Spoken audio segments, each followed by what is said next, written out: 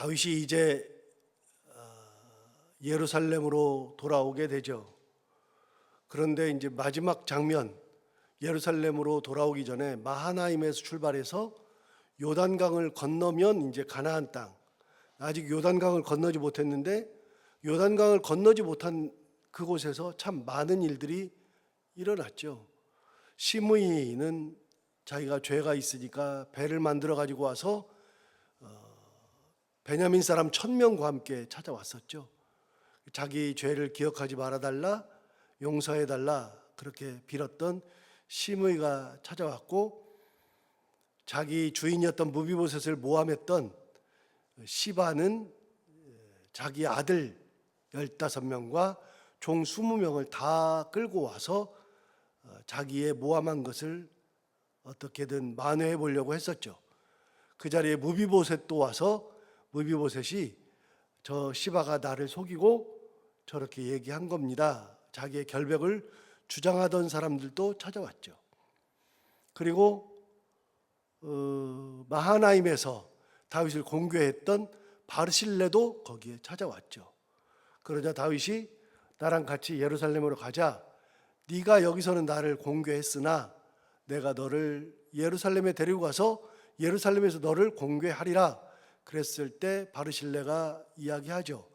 내가 나이가 80살인데 이 80살 먹은 내가 가서 뭐 하겠습니까? 차라리 여기서 죽어 내 조상들의 묘에 묻히겠습니다 라고 이야기하면서 아들을 천거하죠. 내 아들 기맘이 있사오니 이 기맘을 데리고 가셔서 처분대로 쓰옵소서. 그렇게 해서 자기 아들을 천거하는 바르실레도 있었죠.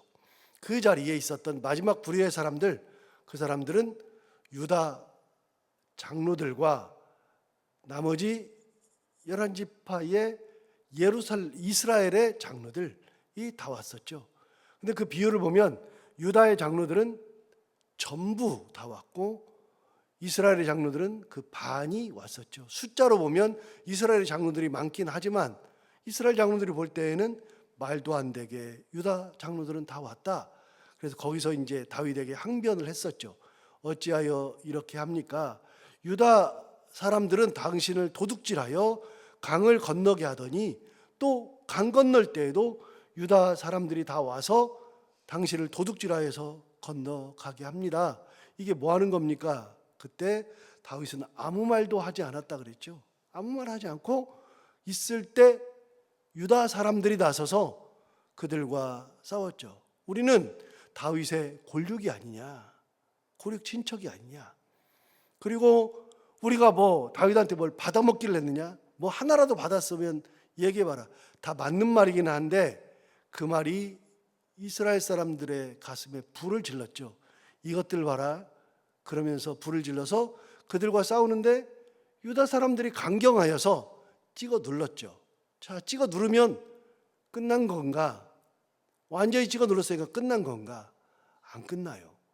이래서 반역이 일어난다 그랬잖아요. 그러니까 무슨 일이 있었을 때 뒤처리를 어떻게 하느냐에 따라서 그 뒤처리에 따라서 다음 일들이 일어나고 안 일어나고가 일어나는데 다윗이 뒤처리를 너무나도 깔끔하게 못하게 하니까 결국은 세바가 반역을 하는 겁니다. 그 자리에 세바가 있었던 겁니다. 여러분 20장 1절을 보시면 이렇게 시작하잖아요. 마침 거기에 불량배 하나가 있었다. 여러분 불량배는 뭐 설명하지 않아도 우리가 잘 아는 건데 여러분 그 불량배가 그 자리에 있었습니다. 그런데 이 표현을 할 때 뭐라 그러냐면 마침이라고 표현합니다. 마침은 예상하지 못했을 경우의 마침입니다. 인간이 뭔가를 예상하지 못했는데 그런 일이 일어날 때 마침이라는 표현과 우연히라고 하는 표현이 있습니다. 우연히 거기 있었다. 우연히 그곳에 가게 되었다. 인간이 다른 언어를 가지고 설명을 하고 싶은데 설명이 안 돼요. 하나님은 하잖아요. 그러니까 하나님은 우연히가 없어요.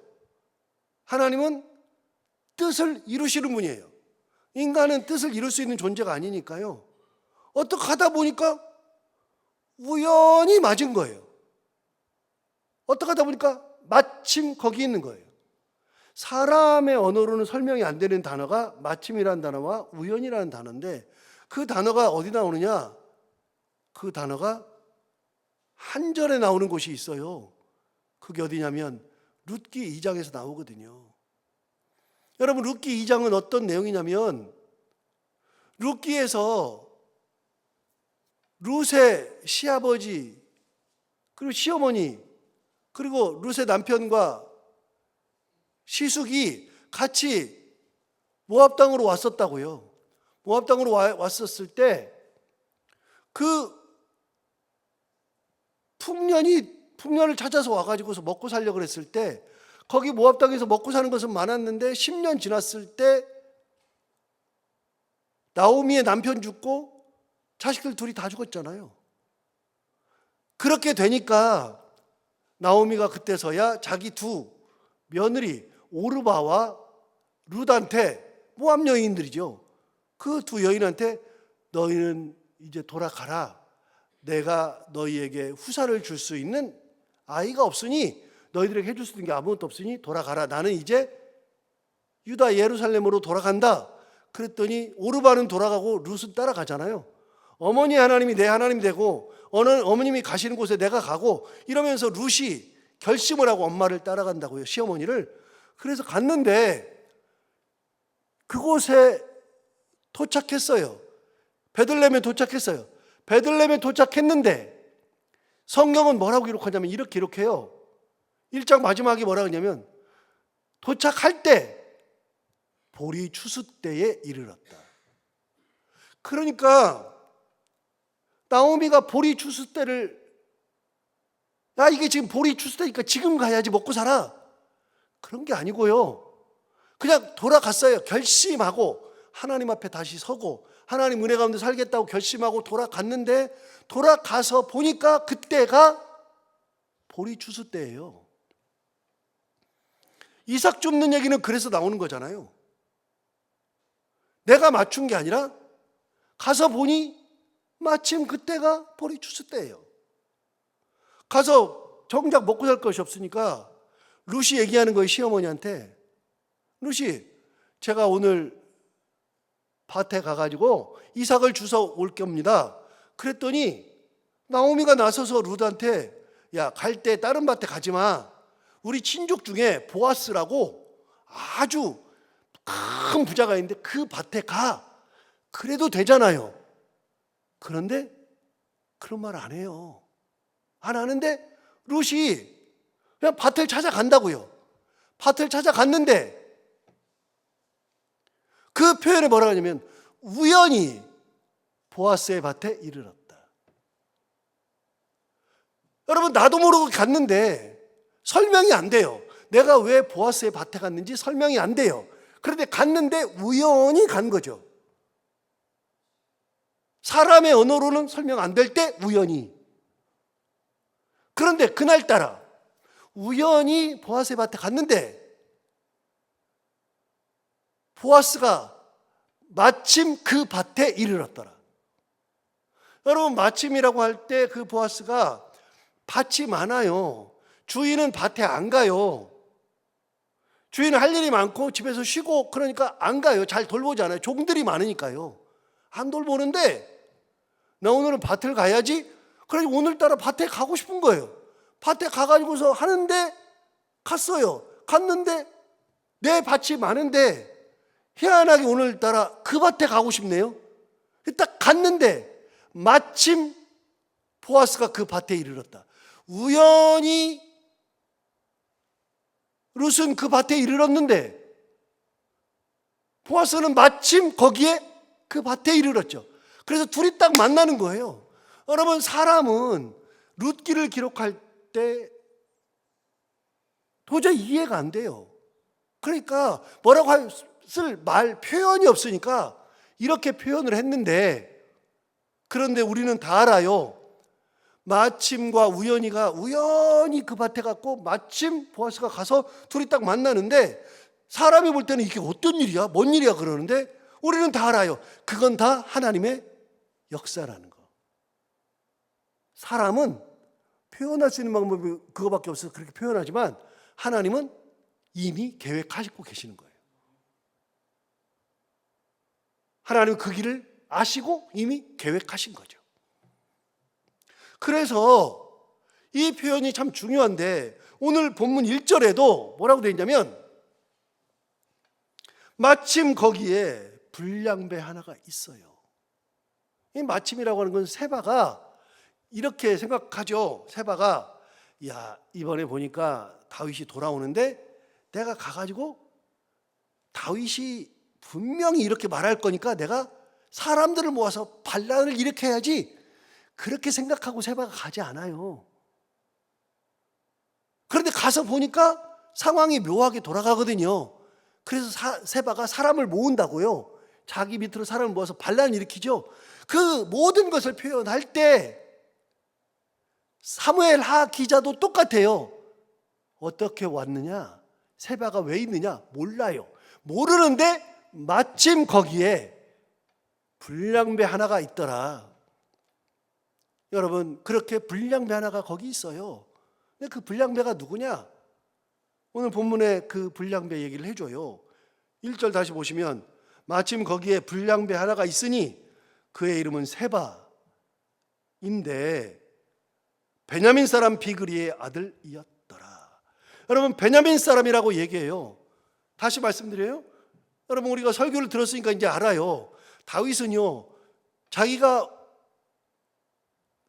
도망 다닐 때, 그리고 자기가 왕이 되어서 왕위를 지키고 있을 때, 그때 다윗에게 가장 큰 위협은 베냐민 사람들이에요. 사울이 베냐민 지파거든요. 그래서 사울을 중심으로 다윗을 죽이려고 그렇게 쫓아다니고요. 15년 넘게요.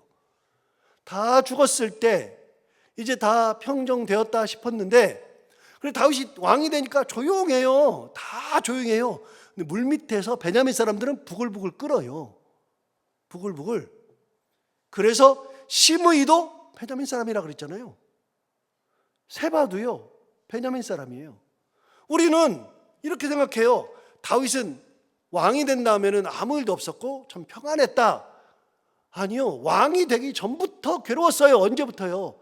여러분, 다윗은 도망 다닐 때부터 요압 때문에 힘들었어요. 그 요압 때문에 다윗이 죽을 때까지도 힘들었다고요. 그러니까 유언으로 요압 죽이라 그러잖아요. 요압이 누구예요?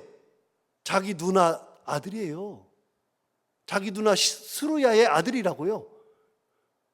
내 사촌 동생이라고요. 그런데 그 요압이 얼마나 힘이 세면 다윗 알기를 우습게 알고 말을 자꾸만 먹고 그렇게 되잖아요. 그러니까 요압을 제어할 힘이 없어요. 힘이 없으니까 이미 지나갔는데 2장에서 아브넬 죽였을 때 나중에 하는 얘기가 있어요. 내가 지금 힘이 약하여 요압을 제어하기 어려우니 하나님이여 저를 하나님의 뜻대로 제어하여 주옵소서. 하나님 앞에 요압을 얘기한다고요. 자기 뜻대로 안 돼요. 요압은요, 그냥 평안한 왕으로 사는 게 아니에요. 다윗은 평안하게 살지 않았다고요. 그런데 그 다윗이 왕이 되어서도 베냐민 지파 때문에 굉장히 힘들어요. 여러분, 다윗은 아무 대적이 없었다? 누가 그래요? 도대체가. 여러분, 인생 살면서 우리는 어때요? 우리는 그냥 다 평안해요? 제가 요즘에 민수기를 설교 준비하고 있어요. 새벽기도로 민수기 지금 20장 넘게 지금 새벽기도를 준비하고 있는데 이제 사무엘 학 끝나면 민수기 해보려고, 민수기를 지나갔으니까 민수기를 지금 새벽기도를 준비하면서 계속 다윗 얘기를 준비하고 있는데 놀라운 게 하나 있어요. 민수기 새벽기도를 준비하는데 놀랍게도요, 다윗이 지도자가 돼가지고서 정말 대단하게 가요. 여러분, 말씀드렸잖아요. 다윗의 리더십의 최고의 리더십은, 다윗 리더십은 한마디라고요. 뭐라 그랬죠? 전달 리더십이라고 그랬어요. 전달 리더십. 뭐예요? 다윗이 가장 잘하는 거는요, 하나님 말씀을 받아서 그대로 전한 거예요. 이 전달 리더십으로서는 최고예요. 다윗이 아니라 모세는 전달 리더십이라고요. 근데 그 모세가 전달 리더십인데 그 모세는요, 하나님의 말씀을 그대로 받아가지고 자기 말을 집어넣지도 않고 빼지도 않고 하나님 말씀을 그대로 전달해요. 이게 지도자스러운 최고라고요. 그렇게 하나님 말씀에 순종하고 그렇게 가는데요, 놀랍게도 설교 좀 하면서 또 봐요. 계속해서 이스라엘 백성들이요, 모세한테 원망한다고요. 끊임없이 원망한다고요. 근데 더 놀라운 건 이거예요. 왜 우리를 이곳으로 인도해 냈느냐? 왜 냈느냐? 왜 이곳으로 인도해 냈느냐? 이 악한 곳으로, 이 안 좋은 곳으로 왜 인도해 냈느냐? 그런데요, 여러분, 그러기 전에 출애굽의 시작은 출애굽기 2장에 나와요. 2장 마지막 절에. 2장에서 뭐라 그러냐면, 이스라엘 백성들이 고된 노동으로 말미암아 430년 동안 종살이면서 고된 노동했잖아요. 그 고된 노동으로 말미암아 하나님 앞에 부르짖었다. 부르짖으니 그 부르짖음이 하나님 앞에 상달되었다라고 돼 있어요. 그러니까 이 사람들이 고된 노동하면서 아이고 죽겠습니다. 하나님 왜 우리가 여기 있어야 됩니까? 너무 힘듭니다. 그러면서 맨날 하나님 앞에 부르짖었다고요. 그래서 하나님께서 그들을 끄집어내서 광야로 하고서 가나안 땅으로 집어넣으려고 그러는데, 정작 나와서 뭐라 그러냐면 그곳에는 먹을 것도 많고 뭐 부족함이 없고 고기도 먹고 그랬는데 왜 여기에서 우리를 이렇게 죽게 하느냐, 맨날 원망한다고. 여러분, 지도자가 되면 그냥 다 내 편이고 전부 다 나를 도와주고 그런 줄 아는데 안 그래요. 모세도요, 얼마나 힘들었는지 몰라요. 다윗도 진짜 많이 힘들었어요. 반란이래 그래요. 다윗은 베냐민 지파 때문에 힘들었어요. 한번 딱 꼬잖아요. 사람이 한번 딱 꼬고 비틀어지면요, 푸는 것이 진짜로 힘들어요. 사람은 그래요. 이 사람이 거기에 왜 있어요? 도대체 불량배인데 거기 왜 있냐고요. 이 사람은 따라간 거거든요. 자기도 그냥 일부러 따라간 거예요. 그런데 거기 있어 보니까 상황이 묘하거든요. 바로 이스라엘과 유다 장로들끼리 싸우거든요. 딱 보는 순간에 이 이스라엘 장로들이 그랬잖아요. 우리 몫이 10몫이야. 우리 몫이 10몫인데 너희는 한 몫이잖아. 우리는 10몫이야. 그러니까 그 말은 뭐예요? 10몫이라는 것은 다윗을 왕으로 세우는데 우리가 10개의 몫을 가졌다는 거잖아요. 그러니까 그 10개의 몫을 우리가 받아야지 만족한데 우리를 무시하고 도둑질해? 그럼 우리는 뭔 필요가 있어? 우리는 10몫이 없는데. 거기에서 세바가 그 10몫을 찾겠다는 거예요. 다윗은 인생이 힘들어요. 그래서 이렇게 기도하면 안 된다 그랬잖아요. 하나님, 다윗같이 되게 하여 주옵소서. 그거는 다윗이 막 하나님 바라보고 그거는 이해는 하는데요, 성경을 제대로 알고 다윗처럼 되게 하여 주옵소서 그러면 진짜 이게 힘든 얘기예요. 이렇게 기도하면 안 된다 그랬잖아요. 바울 같은 용사가 되게 하여 주옵소서. 바울이 얼마나 고난이 많은데요. 그런 기도 함부로 못해요. 진짜 못해요. 얼마나 힘든데요. 사무엘처럼, 저는 주로 사무엘을 좋아하니까 사무엘처럼 되게 하여 주옵소서 그러는데, 사무엘이 어렸을 때부터 하나님의 음성을 듣고 뭐 그런데 사실은 사무엘도 고난이 많아요. 성경에는 다 고난 있는 사람들이에요. 전부 다. 요셉처럼 되게 하여 주옵소서. 요셉이 13년 동안 어떤 일을 겪었는데요. 진짜 힘든 사람들이에요. 전부 다. 성경은 모든 사람들이 다 고난 받더라. 예수 믿는다는 건 뭐냐? 그 고난 가운데에서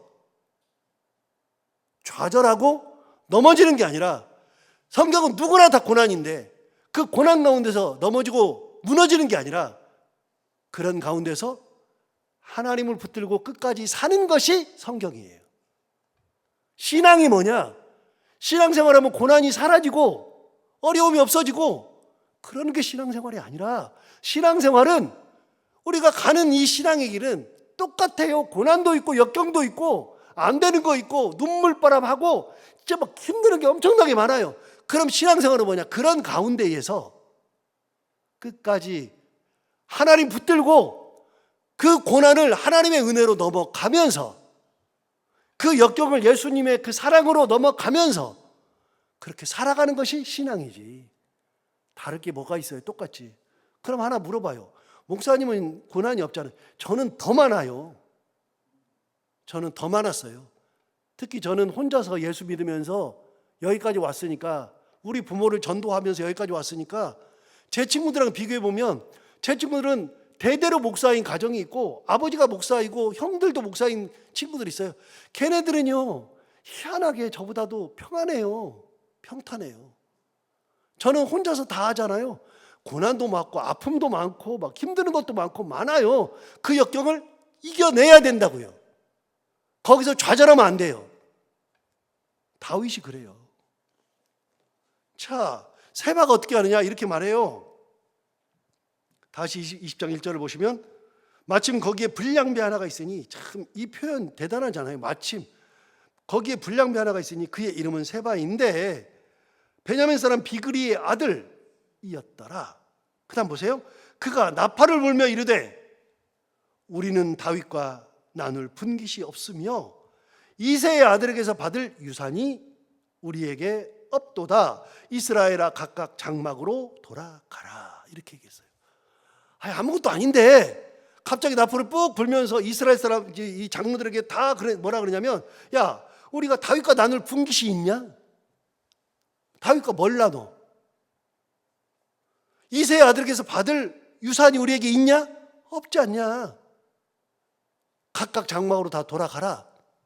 이게 무슨 말이냐면요, 우리는 분깃이 없어요. 다윗과 함께 나눌 분깃. 다윗이 뭔가를 이루었으면, 뭔가 큰 걸 이뤘으면 우리에게 떨어지는 유산이 있고 분깃이 있어야 되잖아요. 그런데 가만히 보니까 다윗은 유다 사람들만 챙기네. 유다 사람이 다윗을 도둑질하네. 우리가 세울 때는 10몫으로 세웠는데 우리 몫은 10몫인데 우리한테 떨어지는 유산은 아예 없으니까 우리 도대체 뭐 하고 있는 거야? 우리 도대체 뭐해? 각기 장막으로 돌아가라.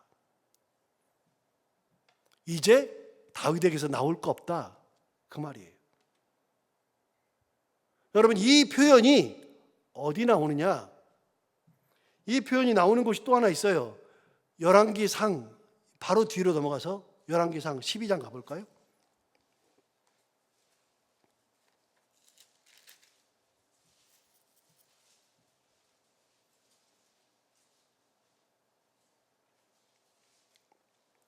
자, 열왕기상 12장 16절 보겠습니다. 535페이지.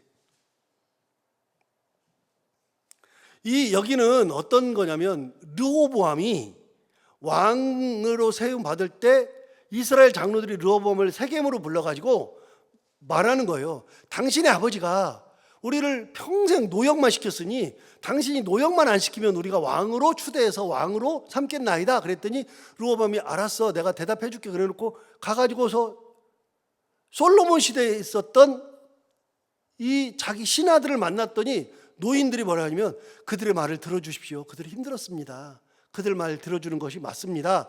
그렇게 해가지고서 그들의 말 들어야 되는데 솔로몬이 자기랑 같이 자란 어린 신하들한테 어떻게 할까 그랬더니, 그렇게 하면은 당신 처음부터 기가 죽어요. 그러니까 그들을 눌러야 되니까 이렇게 말하십시오. 우리 아버지는 채찍으로 다스렸더라도 나는 너희를 전갈로 다스리리라. 절대로 그 양보 안 해. 더 많은 일 시킬 거야. 그렇게 했는데 르호보암이 그 말을 듣잖아요. 그 말을 듣고 가가지고 똑같이 얘기한다고요. 그때에 했던 말이에요. 그 말을 듣고 나서 이스라엘 사람들이 뭐라고 했는지 12장 16절 보십시오. 온 이스라엘이 자기들의 말을 왕이 듣지 아니함을 보고 왕에게 대답하이르되, 그 다음 보세요. 아까랑 똑같아요. 우리가 다윗과 무슨 관계가 있느냐?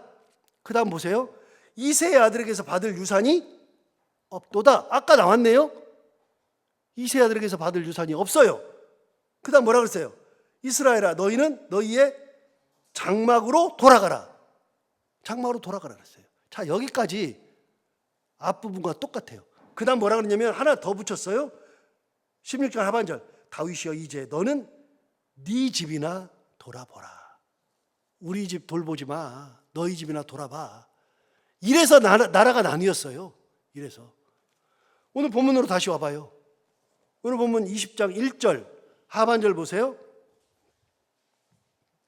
그가 나팔을 불며 이르되 우리는 다윗과 나눌 분깃이 없으며 이새 아들에게서 받을 유산이 우리에게 없도다. 똑같이 말하죠. 그 다음 뭐라 그러냐? 이스라엘아, 각각 장막으로 돌아가라. 심각한 말이에요. 이거 진짜 심각한 말이에요. 뒤에는 나라가 나뉘었고요. 지금은 나라가 나뉘려고 해요. 그런데 뒤에 나라가 나뉘지 않아요. 나뉘었어요. 뒤에 나라가 나뉘었을 때 어떤 일이 벌어지느냐? 나뉘었을 때 그때 르호보암이 돌아와가지고 유다의 군대를 모아요. 뒤에 열왕기상에 유다 군대를 모아요. 이스라엘과 전쟁하려고, 저들이 반란 일으켰다고 전쟁하려고 군대를 모았어요. 전쟁을 딱 하려고 하는데 하나님이 뭐라 하냐면 전쟁하지 마. 전쟁하지 마. 놔둬. 내가 한 거야. 그래서 전쟁을 멈춘다고요. 그래서 나라가 나뉘잖아요. 여기는 세바가 이렇게 하잖아요. 세바가 사람 모아요. 전쟁을 하잖아요. 다윗이 사람을 모아가지고 세바를 반란을 제압해요. 그래서 나라가 안 나뉜 거예요. 똑같아요. 이 모든 잘못은 다윗에게 있어요. 자, 2절 보세요. 오늘 보면 2절로 돌아가서 이에 온 이스라엘 사람들이 다윗 따르기를 그치고, 11지파 사람들이 다윗을 안 따라 이제 다윗 따르기를 그치고 올라가서 비그리의 아들 세바를 따르나. 여러분 이제 큰일 났네요. 11지파가 세바를 따랐어요. 다윗만 외톨이에요. 하반절, 유다 사람들은 그들의 왕과 합하여 요단에서 예루살렘까지 따르니라. 그러니까 11지파는 이제 세바를 따르고요, 유다 족속만 다윗을 따라요. 전쟁 나기 일보 직전이에요.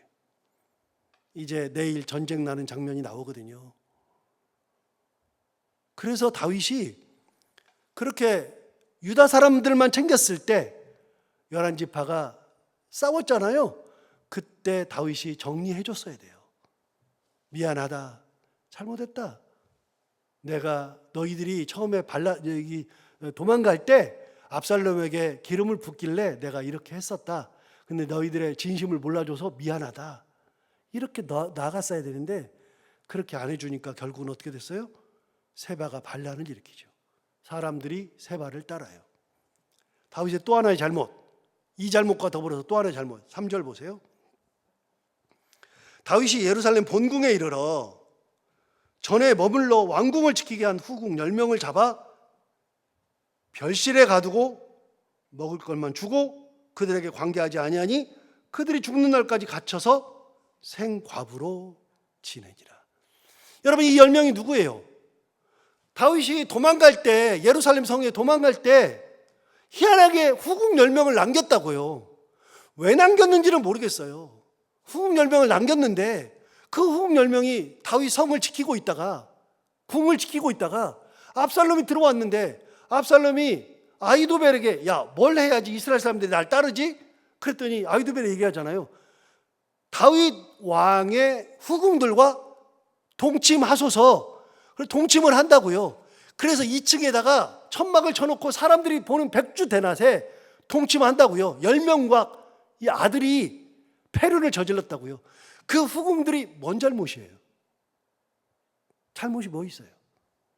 그런데 그렇게 됐을 때 그 후궁들이 다윗이 돌아와가지고 보니까 그 후궁이 내 아들과 백주단에서 동침했거든요. 그러니까 어떻게 했어요? 별실에 가둬버렸어요. 가두고 먹을 것만 주고 관계 맺지 않고 그냥 생과부로 지내게 했다고요. 이게 다 어디에서 기인하느냐? 여러분, 이게 다 어디서 기인하는지 12장으로 한번 넘어가 볼까요? 앞으로 12장.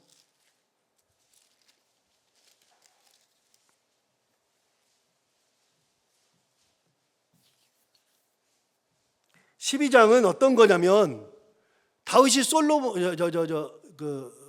우리아의 아내 밧세바를 범하고 나서, 그러고 나서 애를 낳게 되잖아요.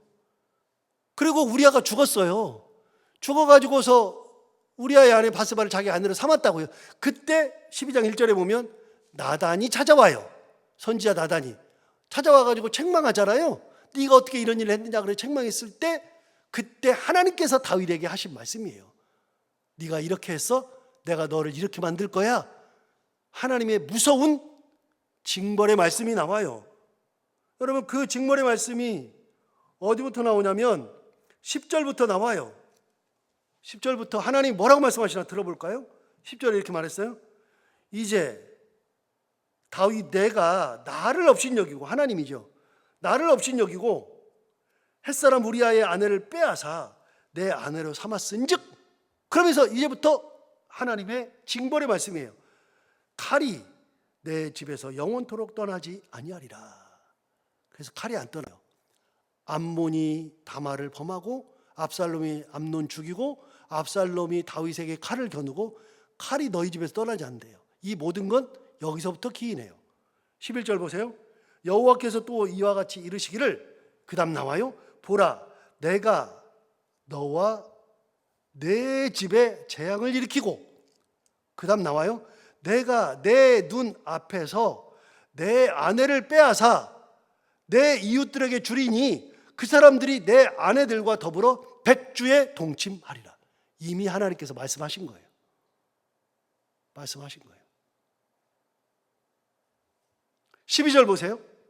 너는 은밀히 행하였으나 나는 온 이스라엘 앞에서 백주의 이 일을 행하리라 하셨나이다. 그렇게 전했죠. 그러니까 후궁들이 다 범해지게 된 거는요, 다윗이 잘못한 거예요. 자기 잘못이잖아요. 그런데 몽진 갔다 와보니 10명이 그렇게 당했네요. 그걸 보는 순간에 다윗이 어떻게 해야 돼요? 후궁들한테 이거를 기억하고 후궁들한테 무릎 꿇고 빌었어야 돼요. 미안하다고. 안 데려가서 미안하다고. 마음을 만져줬어야 된다고요. 다윗이 어떻게 했어요? 별궁에 가둬버렸어요. 먹을 것만 줬어요. 생갑으로 지내게 했어요. 사람의 마음을 돌보지 않아요. 사람의 마음. 여기서 끝이지만, 이 이야기는 더 이상 안 나오지만 성경에 다윗이 이렇게 처리하니까 사람들의 눈물들이 많아요. 여러 가지 일들이 참 많죠. 그래서 우리가 신앙생활 잘 하면서 믿음 가지고 하나님만 바라본다. 맞아요. 그런데 그거 더하기 항상 예수님의 마음으로 사람들의 마음을 헤아릴 줄 알아야 돼요. 그게 성숙한 신앙인. 하나님의 뜻을 헤아릴 줄 알아야 돼요. 그래서 하나님의 뜻대로 살아가야 돼요. 이게 성숙한 그리스도인이고 하나님 앞에 복 받는 비결이다. 우리 새벽마다 설교를 들으면서 하나님 앞에 복된 인생 사는 것이 그런 거구나 매번 생각하게 되는데, 오늘 이 말씀을 다시 한번 기억하고 생각하면서 하나님의 뜻대로 살아가고, 그리고 사람들의 마음을 헤아릴 줄 알고 은혜 가운데 살아가는 우리 모두가 다 되기를 바랍니다. 기도하겠습니다. 하나님 아버지 감사합니다. 오늘 다윗의 마지막 실책, 이스라엘 사람들의 마음을 만지지 못하고 그들을 용서하지 못하고 그들을 뱉어낸 것, 그래서 반역이 일어나게 되는 것. 두 번째, 아무 잘못 없던 후궁들 10명을 별실에 가둬버리고 먹을 것만 주고 관계하지 아니하면서 죽는 날까지 그들이 갇혀서 생갑으로 지내게 하는 다윗의 이런 실책들을 보면서, 하나님 아버지, 우리가 신앙생활 잘 한다고 하면서 하나님 바라보며 하나님 의지하며 산다는 거 당연한데, 그러면서 하나님의 은혜로 많은 사람들의 마음을 만질 줄 알고 그들과 화목하게 지내고 그들의 어려움, 그들의 호소, 거기에 마음을 두고 그들과 함께 예수 그리스도의 사랑을 나눌 줄 아는 성숙한 그리스도인들의 삶을 살아갈 수 있는 저희들이 다 되게 하여 주옵소서. 하나님 아버지, 오늘도 하루 살아갈 때 이 말씀을 기억하며 살게 하여 주옵시고 이 말씀이 우리 가운데 힘이 되기를 원하며, 하나님 아버지, 오늘 또 이 새벽에 하나님 말씀 듣고 기도하기 위해서 나온 사랑하는 모든 분들 한 분 한 분의 마음을 다 기억하시고 발걸음을 복되게 하시며, 오늘도 기도할 때 그 기도가 다 하늘에 상달되어 다 응답받게 하여 주옵시고, 오늘도 하루 동안 해야 되는 것들 기쁨으로 잘 감당하게 하시고 만나는 분들과 함께 웃고 행복한 하루가 되게 하여 주옵소서. 감사하며 예수님 이름으로 기도하옵나이다.